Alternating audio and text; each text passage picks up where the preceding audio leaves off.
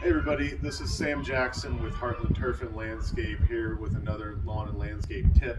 So we've got some freezing temperatures coming up in the next several days, and I've got some things that have already come up that won't appreciate the frost and they're going to get damaged by frost, and we've got some snow possibly even.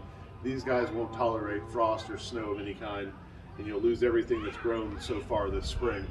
Easy way to prevent damage is to make sure you cover them up. I've taken some inexpensive little marking flags to help keep the plastic lifted up off of them, because if the plastic touches the plant, the cold's going to transfer straight through and it's not really going to protect it. So this plastic sheeting is just drop cloth that you can get any paint department in your hardware store.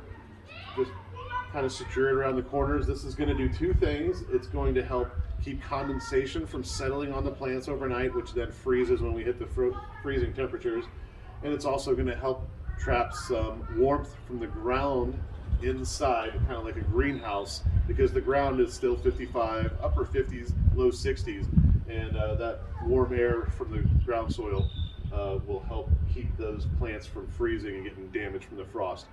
If you've got smaller shoots that are just starting to come up, they're an inch or two above the surface, and you have mulch beds instead of rock, you can actually just mound some of your mulch up around those little tender shoots, and that'll be adequate for protecting them from frost damage as well.